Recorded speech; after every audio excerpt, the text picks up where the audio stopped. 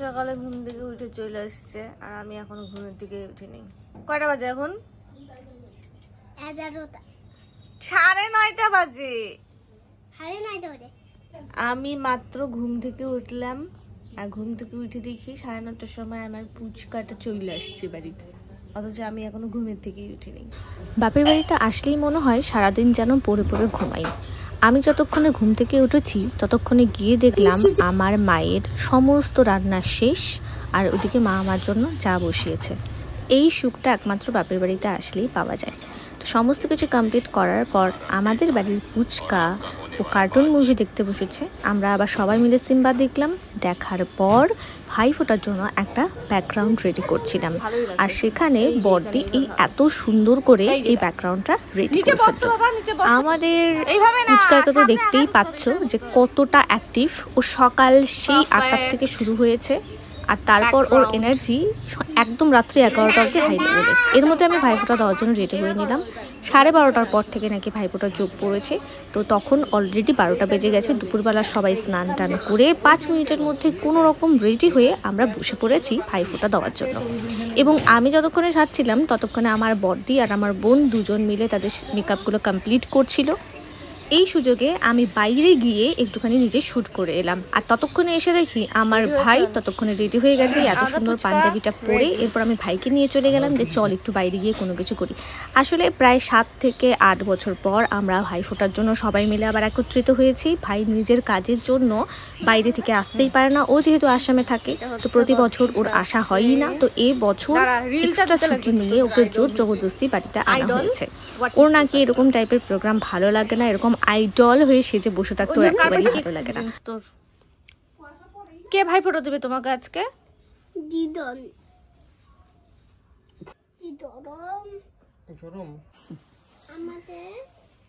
তোমাকে আমি দিব, তোমাকে দিদন দিবে। আমি দিতেছি। মা দিবে না, এটা তোমার মা, এটা তোমার। আমি দিব তো। দে জুকা দে।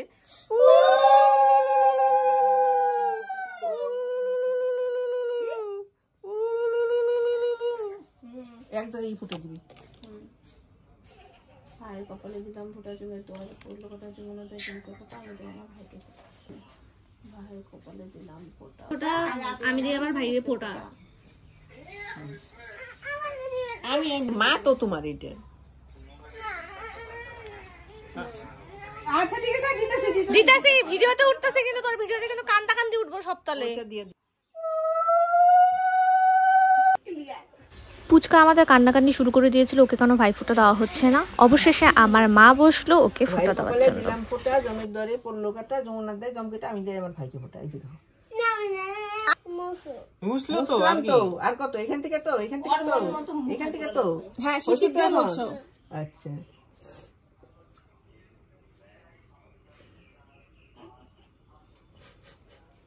হয়েছে হয়েছে 3 বার দাও।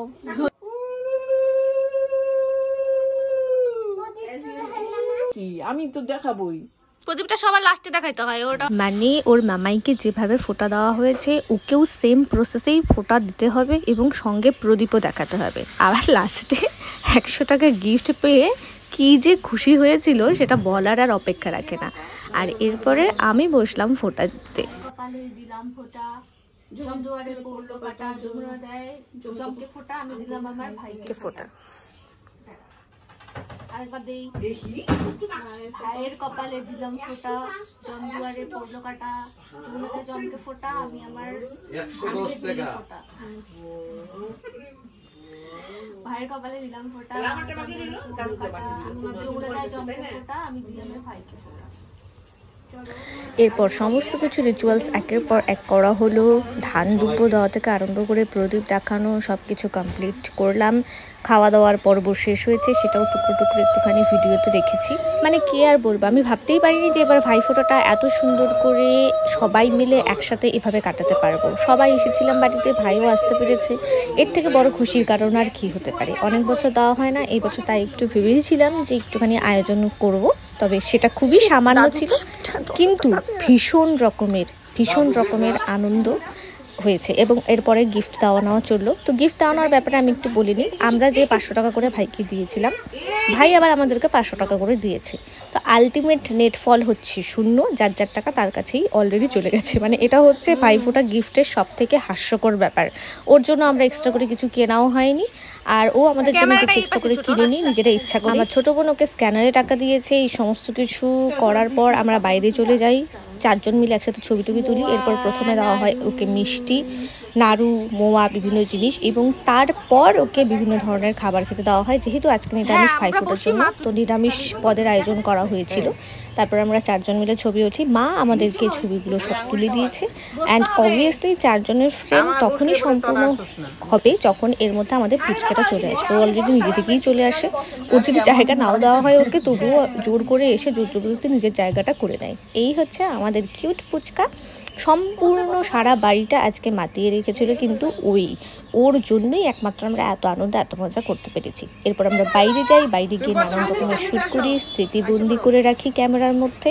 এই স্মৃতিগুলিই তো স্মৃতি হয়ে থাকবে, তাই না? আজকে থেকে 10 বছর পরে এগুলোই মনে থাকবে, আর তো কিছু নয়। তো সুন্দর করে কাটানো সময়গুলো ক্যামেরাবন্দি করে রাখলাম। তো আজকের ব্লগটা একেবারেই ছোট এবং এইটুকুই। তোমাদের কেমন লাগলো তোমরা জানিও।